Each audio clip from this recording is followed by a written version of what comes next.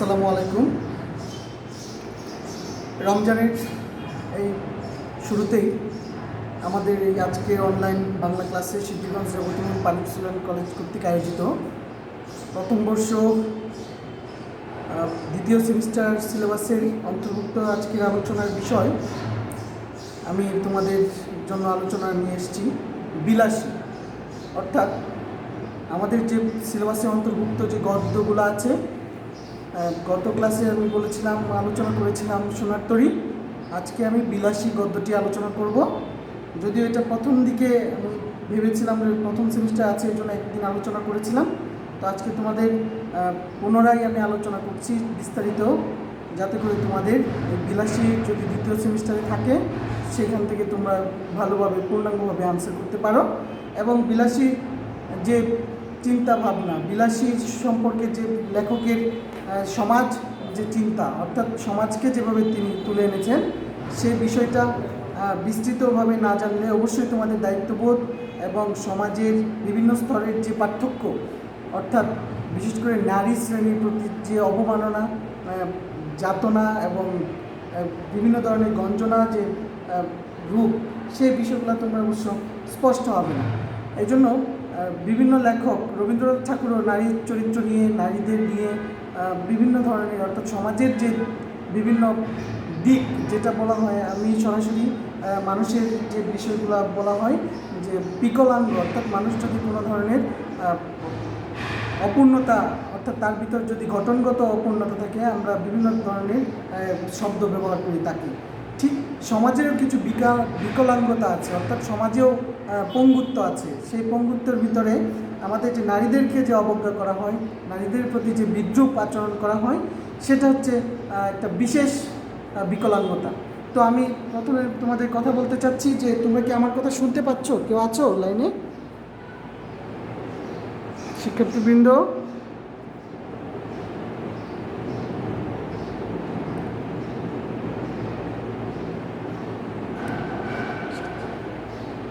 হ্যাঁ। তো এই জন্য আমি আজকের যে আলোচনাটা তোমাদের জন্য নিয়ে এসেছি সেটা হচ্ছে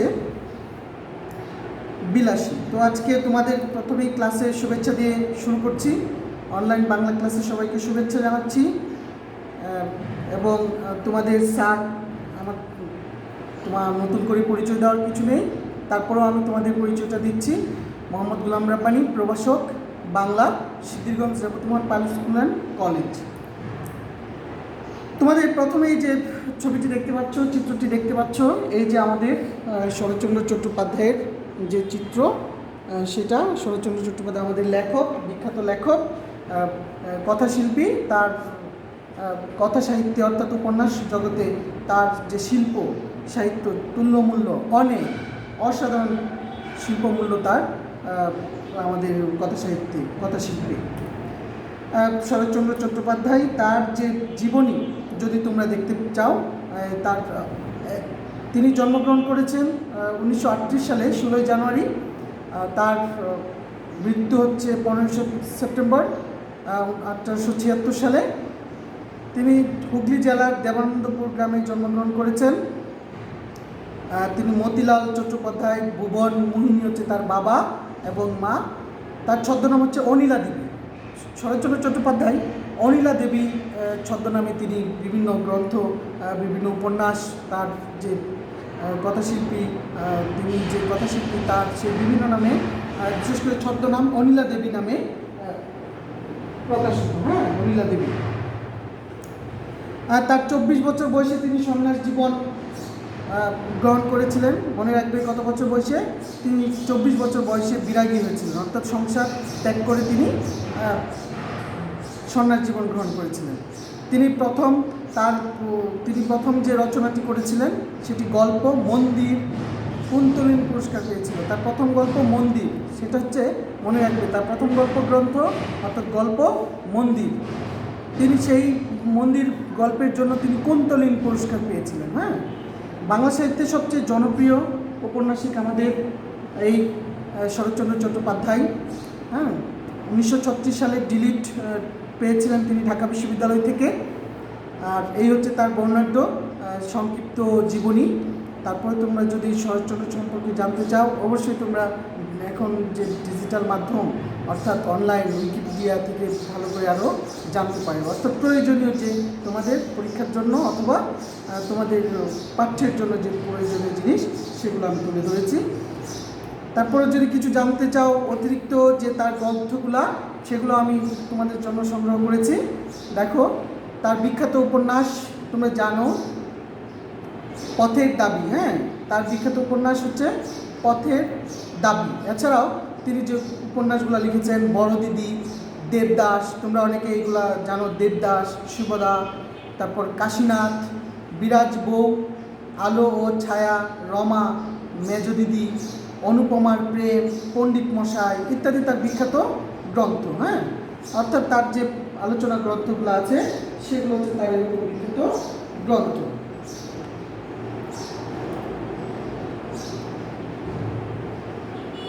আজকে আলোচনার যে বিষয়, অপরাজেয় কথাশিল্পী শরৎচন্দ্র চট্টোপাধ্যায়ের কালজয়ী ছোট গল্প বিলাসীর উপর। অর্থাৎ আমরা যে ছোট গল্পটি পড়ব সেটি হচ্ছে কি বিলাসী। এই যে দেখো একটি চিত্র দেখা যাচ্ছে এখানে, অর্থাৎ একটা বউ, অর্থাৎ ঘরের বউ, সংসারী, অর্থাৎ সেই চিত্রটা তার হাতে যে সাধারণত অর্থাৎ যে কাজের যে জিনিস, পানি, ঘটি বা থালা বাটি, এগুলোই ছিল একটা সময় সমাজ সংসারের জিনিসপত্র।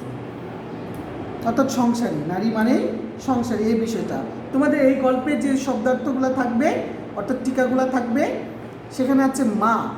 মা এখানে বুঝিয়েছে শরৎচন্দ্র চট্টোপাধ্যায় বিলাসী গল্পে মা হচ্ছে সরস্বতী, বিদ্যা ও কলার দেবী, বিনা পানি, রম্বার কাদি। অর্থাৎ বিদ্যা ও কলার দেবী হচ্ছে কি মা সরস্বতী, বিদ্যা ও কলার দেবী, বিনা পানি, অর্থাৎ সরস্বতী আরেক নাম বিনা পানি। রম্বার কাদি অর্থাৎ কলা ছড়া, রম্বা মানে কলা, রম্বা মানে কি কলা। হ্যাঁ, গুলি আফিমের তৈরি একরকম মাদক, গুলি মানে আফিমের তৈরি একরকম মাদক, মালক, সাপের ওঝা, অনগ্রসর নিচু শ্রেণী, সত্যযুগ, হিন্দু পুরাণে বর্ণিত 4 যুগের প্রথম যুগ কলিযুগ, হিন্দু পুরাণে বর্ণিত 4 যুগের শেষ যুগ, অকাল কুষ্মাণ্ড, অকর্মণ্য ব্যক্তি।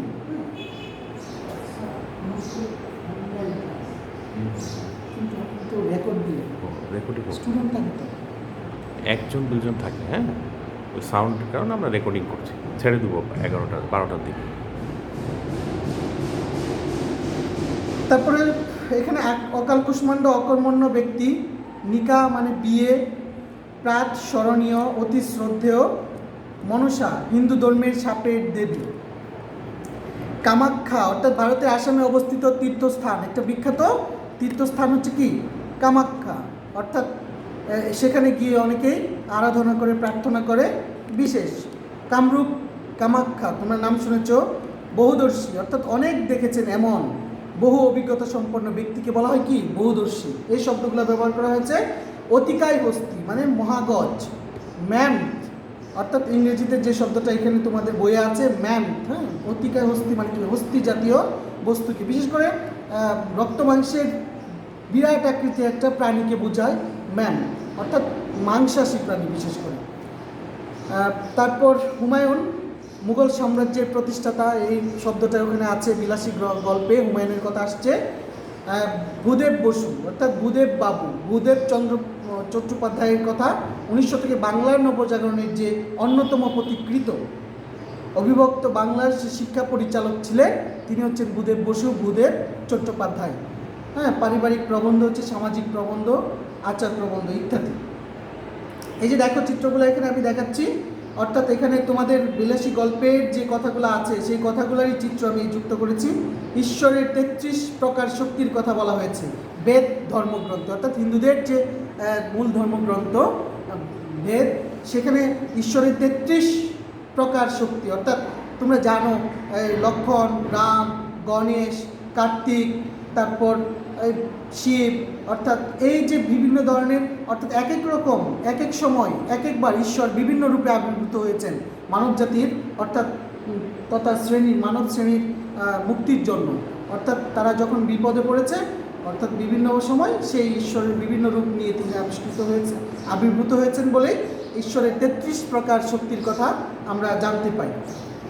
এরপরে দেখো সেই গল্পে আরেকটা বিশেষ কথা উল্লেখ আছে, পাকায় 2 ক্রোশ পথ হাঁটিয়া স্কুলে বিদ্যা অর্জন করিতে যায়। অর্থাৎ তখনকার সময় আমাদের যে গ্রামে, অর্থাৎ এখনও বাংলাদেশে বিভিন্ন অঞ্চলে বিভিন্ন জায়গায় বিভিন্ন ধরনের আমাদের যে আধুনিক যে পদ্ধতি, অর্থাৎ গাড়ি, ট্রাম অথবা বিদ্যুৎ, ডিজিটাল, অর্থাৎ বিভিন্ন মাধ্যম এখনও পৌঁছায়নি।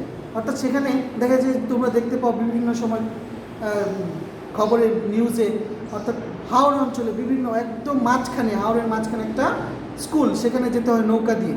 ঠিক এরকমভাবে সারা বাংলাদেশে একটা অবকাঠামোগত যে সমস্যাটা ছিল 19 শতকে, সেই কথাটা এখানে শরৎচন্দ্র চট্টোপাধ্যায় অর্থাৎ সামাজিক ব্যবস্থায় স্কুল অর্থাৎ শিক্ষা অর্জন করতে গিয়ে আমাদের যে বিষয়গুলা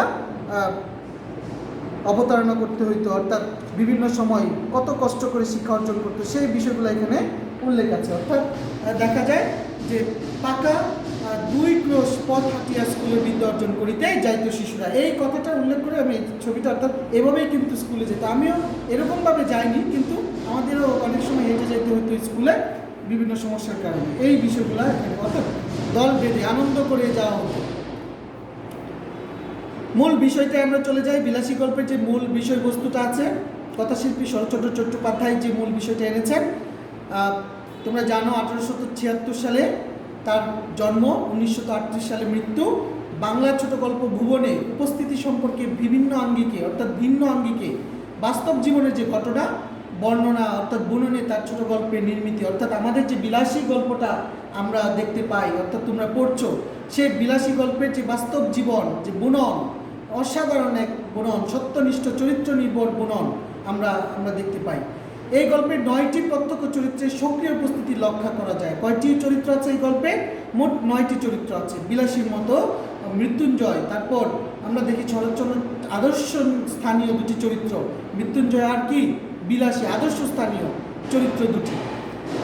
এবং গল্পের প্রধান উপজীব্য বিলাসী ও মৃত্যুঞ্জয়ের মধ্যে গড়ে ওঠা সাহসী সম্পর্ক, এবং অর্থাৎ মৃত্যুঞ্জয় হচ্ছে একজন কায়স্থ শ্রেণী অর্থাৎ ব্রাহ্মণ শ্রেণীর ছেলে। সেই ছেলে কিভাবে এক বিলাসী অর্থাৎ একদম নিম্ন বর্ণ শূদ্র শ্রেণীর মেয়ের সাথে তার যে হৃদ্যতা, সহৃদয় যে সম্পর্ক, হৃদয় সংবেদ প্রেম তৈরি হয়েছিল, সেই বিষয়টা এখানে উল্লেখ আছে। তারপর নারী পুরুষের মধ্যে এ ধরনের সম্পর্ক ষষ্ঠ ও হৃদয়বৃত্তির সমকালীন সমাজের চোখে ছিল কলঙ্ক, নিষেধের, অর্থাৎ উচ্চবৃত্ত এবং নিম্নবৃত্ত, উচ্চবৃত্ত সম্প্রদায় অর্থাৎ নিম্ন সম্প্রদায়ের মধ্যে যে নারী পুরুষের যে হৃদয় যে গঠিত ব্যাপার অর্থাৎ প্রেমের যে ব্যাপারটা, সেটা ছিল কি নিষেধের মতো, নিষেধের ডোরে অর্থাৎ বাধা অর্থাৎ বন্ধন ছিল, যে এটা সম্ভব না। অর্থাৎ নিচু শ্রেণীর মানুষের সাথে উঁচু শ্রেণীর মানুষের সম্পর্ক হবে, মিলন হবে, এটা সম্ভব ছিল না।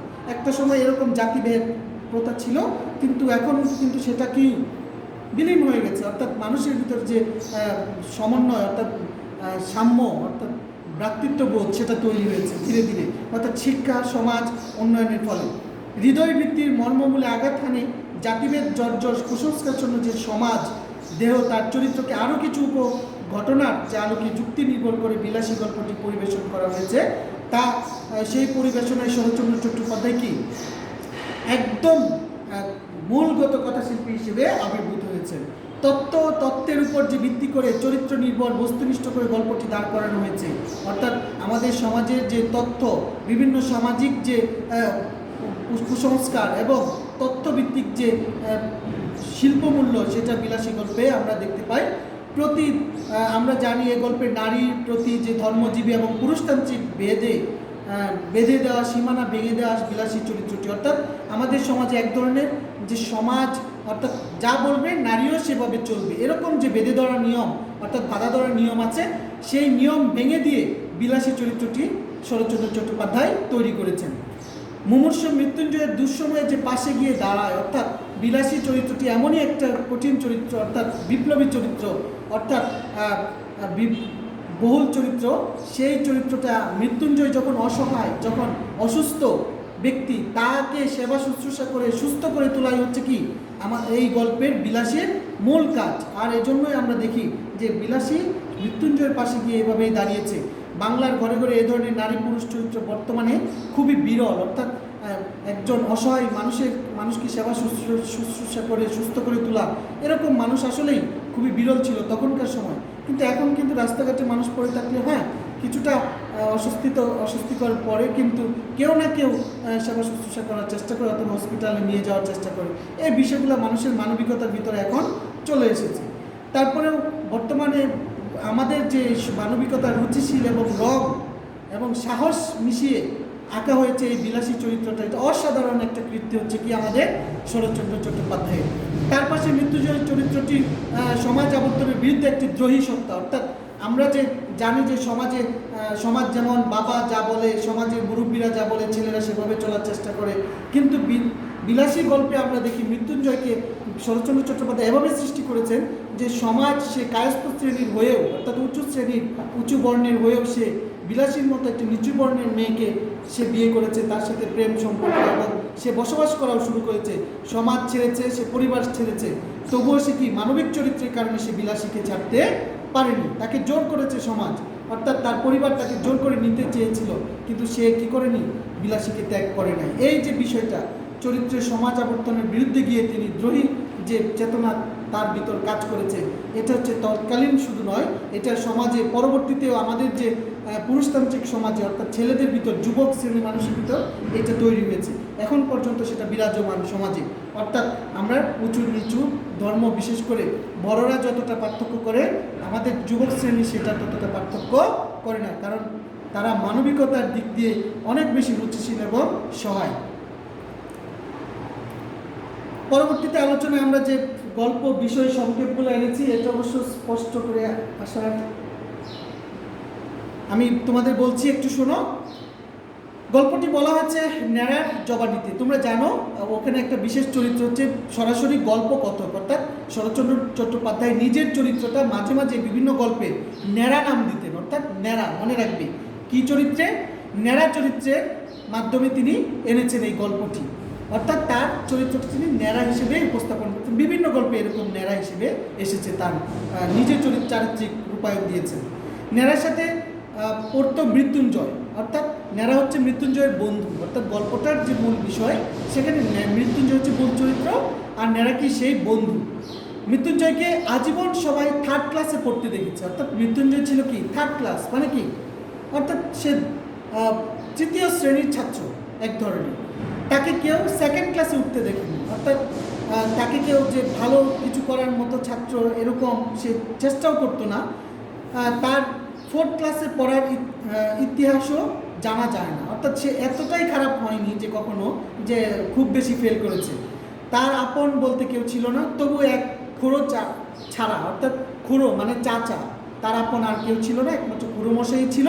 খুড়োর কাজ ছিল ভাইপুর বিরুদ্ধে হরেক রকম দুর্নাম রটানো, অর্থাৎ মৃত্যুঞ্জয়ের যে আম বাগান ছিল, মৃত্যুঞ্জয়ের সুপারি বাগান ছিল, বিভিন্ন জমি জমা ছিল, একমাত্র ছেলে তার বাবা, অর্থাৎ তার উত্তরাধিকার আর কেউ ছিল না, কিন্তু খুড়োর লোভ ছিল সে মৃত্যুঞ্জয়ের সম্পত্তির প্রতি।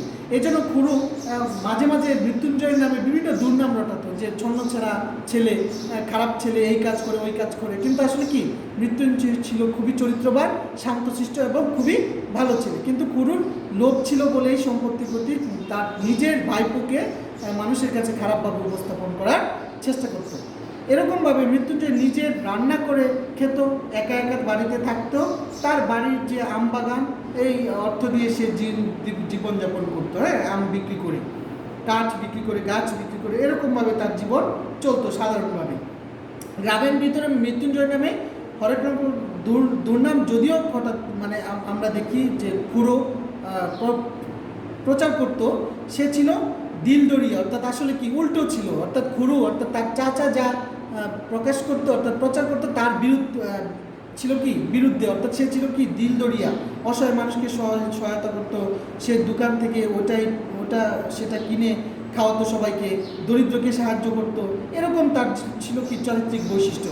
সে কথা কাউকে স্বীকার করতো না। গ্রামের মাঝে মৃত্যুঞ্জয়ের কি একটা ভালোই একটা সুনাম ছিল, এই বিষয়টা মৃত্যুঞ্জয়ের ভিতরে আমরা দেখতে পাই। তোমরা বিলাসী গল্পটি পড়লে জানতে পারবে।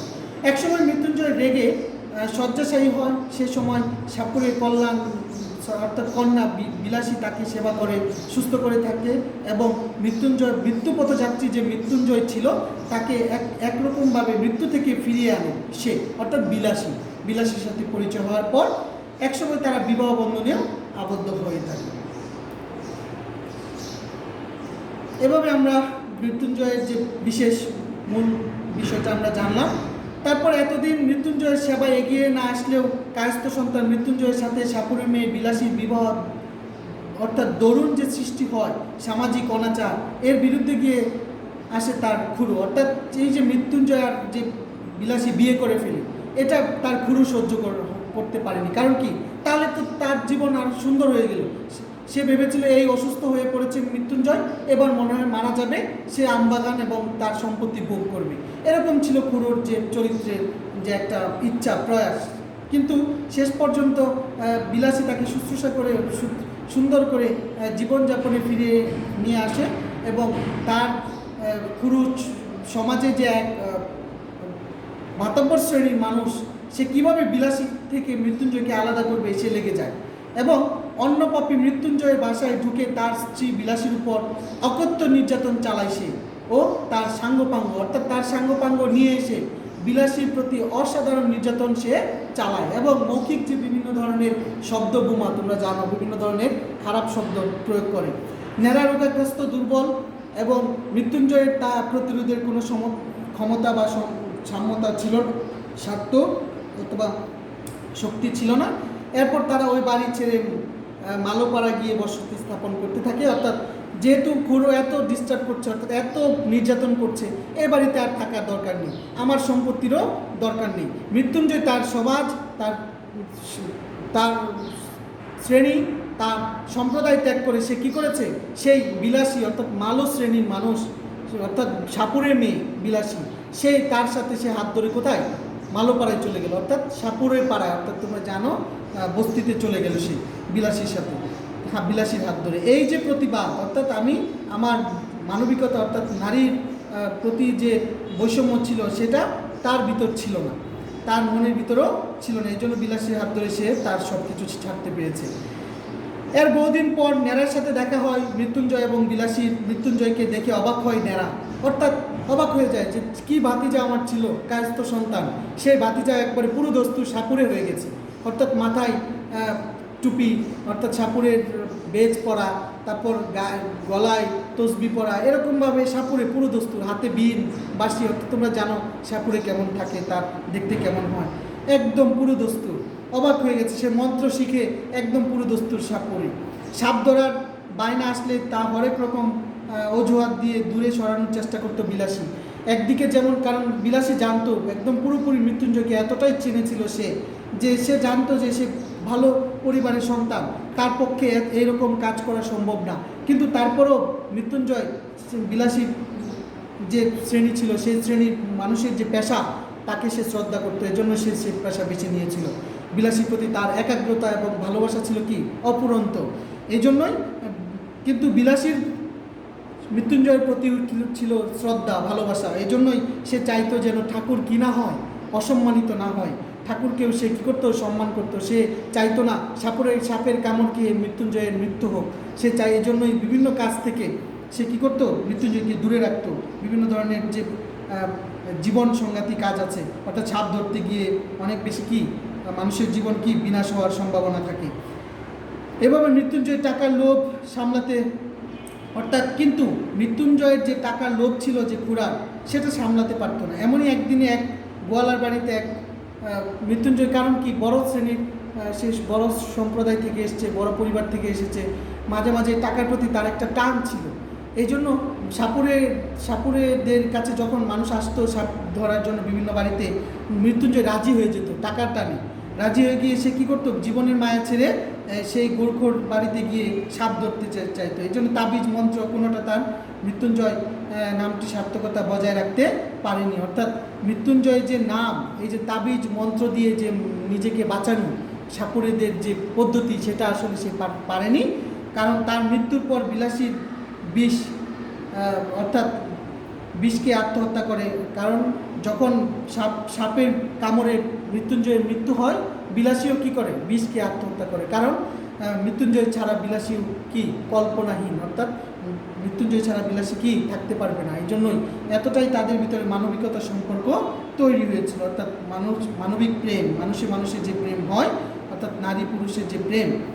আর ন্যাড়ার সাপুরের জীবনের ইতিগত, অর্থাৎ এই যে সাপুরের জীবন, ন্যাড়ারও যে পরবর্তীতে যখন ন্যাড়াও দেখতে পেল যে আমার ভাতিজা এই জীবন গ্রহণ করেছে, আমিও কি করব সেরকম জীবনযাপন করব। ন্যাড়াও কী করলো, যেহেতু বন্ধু, অর্থাৎ ন্যাড়া ছিল বন্ধু, সেই ন্যাড়াও কি বন্ধুর সাথে সাপুরের জীবন গ্রহণ করেছিল।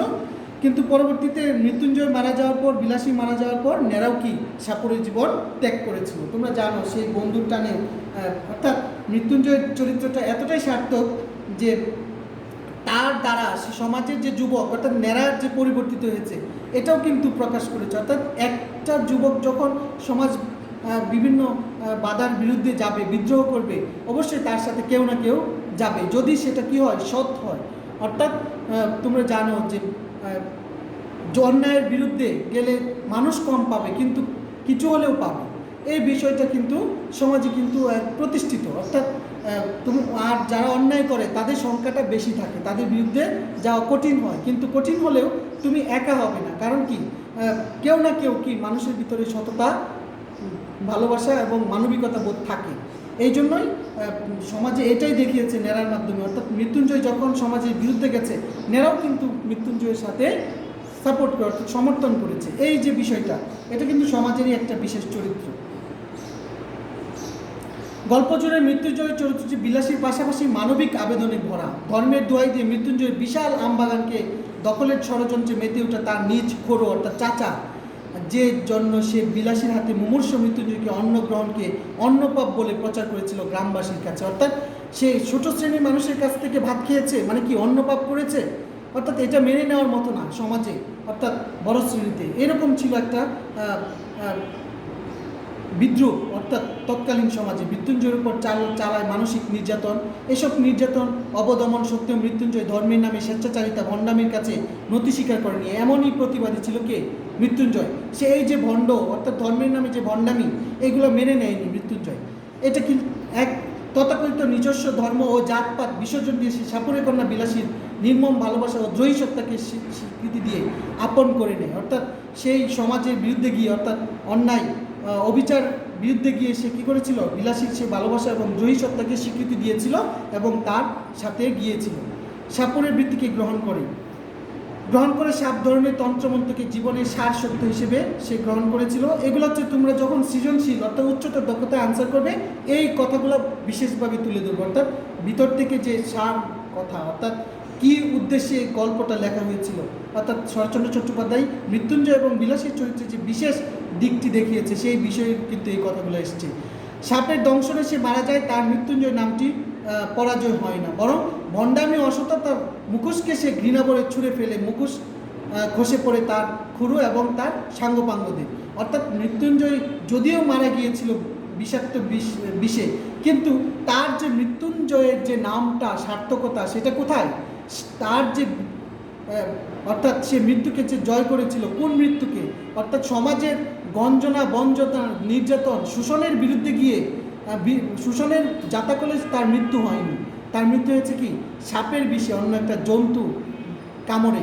কিন্তু সমাজের যে কামড়, অর্থাৎ বিষাক্ততা, সমাজের মানবিকতার প্রতি যে এক ধরনের বিষাক্ততা, অর্থাৎ মানুষকে যে শোষণ করার যে মানসিকতা, ভণ্ডামি ধর্মের নামে, সেই কামড়ে তার মৃত্যু হয়নি মৃত্যুঞ্জয়ের। এদিক থেকে মৃত্যুঞ্জয় নামটি কি সার্থক আছে, এইটাই বুঝিয়েছেন লেখক। অর্থাৎ অসততার মুখোশকে সে খুলে দিয়েছিলেন, তার বিরুদ্ধে গিয়েছিলেন, এই বিষয়টা দেখানো হয়েছে। অপঘাতে মৃত্যু হবে তো পুরুষ মানুষ অমন একটা ছেলে 10টা করুক না, তাতে তো তেমন আসে যায় না। অর্থাৎ বিয়ে করলে বিলাসীকে করতে হবে কেন, তাদের এরকম মানসিকতা থেকে কি মৃত্যুঞ্জয় অনেকটা দূরে ছিলেন। কারণ তখনকার সময় শ্রেণীটাই ছিল এরকম যে 2টা 5টা 10টা বিয়ে করলেও সমস্যা নেই উঁচু বর্ণের মানুষের, কিন্তু নিচু বর্ণে কেন যাবে, এরকম মন মানসিকতা ছিল। অসৎ চরিত্র বৃদ্ধ এই খুরুর সাথে গ্রামের লোক এক বাক্যে বলিতে লাগলো অন্য পাপ, অর্থাৎ বাপ রে বাপ, এই অন্য পাপ করেছিল মৃত্যুঞ্জয়, এর কি আর প্রায়শ্চিত্ত আছে? এই কথাগুলো আছে। এই সমস্ত বক্তব্যের মধ্য দিয়ে সমাজের এক শ্রেণী মানুষের, অর্থাৎ বিবেচনাহীন এক ধরনের কদর্য চেহারা বেরিয়ে পড়ে। অর্থাৎ বাপরে বাপ, মানে নিচু শ্রেণীর মানুষের হাতে খাবার খেলে, পানি খেলে, ভাত খেলেই জীবন যাবে, অর্থাৎ কি সমাজে কী হয়ে যাবে, মান সম্মান চলে যাবে। এই বিষয়টা ছিল তখনকার সময়। এই বিষয়টা বোঝানোর জন্য অন্নপাপ শব্দটা নিয়ে এসেছে। এরকম অনুধাবনের কিন্তু তোমাদের প্রশ্ন থাকবে এই কথাটা, বাপরে বাপ, অন্নপাপ, এই কথাটা অনেক সময় কি থাকবে অনুধাবনে। এর কি আর প্রায়শ্চিত্ত আছে, এটা ভালো করে পড়বে তোমরা। অর্থাৎ সাহসিকতা যে মাহাত্ম্য, নারীর সাহস এবং মহিমায় ত্যাগ ব্রতকে অর্থাৎ বিলাসী চরিত্রের মাধ্যমে আমরা দেখতে পাই। এক অসাধারণ নারী চরিত্র, দুঃসাহসী প্রেম এবং মাহাত্ম্যকে অর্থপূর্ণ করে তুলতেই চেয়েছেন এই বিলাসী চরিত্রের মাধ্যমে লেখক। অর্থাৎ তোমাদের অনেক সময় বিলাসী চরিত্র আসতে পারে অনুধাবন, প্রয়োগমূলক অথবা উচ্চতর দক্ষতায়।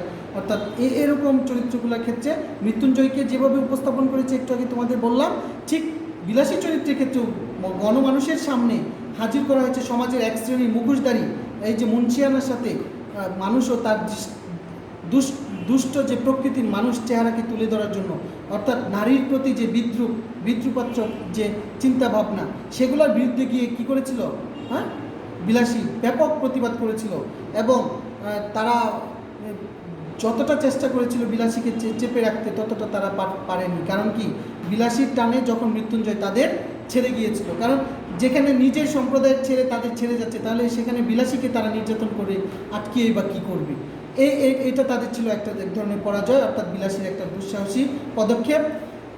তারপর আমরা দেখতে পাই ঘটনার যে বৈচিত্র্য, কাব্য সৌন্দর্যের জন্য কোনো দৃশ্যের অবতারণা তিনি করেননি। প্রত্যেক দৃশ্যের চরিত্রের উপর আলোকপাত করেছেন এবং নিজেও নিজের কথা সম্পর্কে বলেছেন, এবং প্রতিটা চরিত্রই কী ছিল, সার্থক।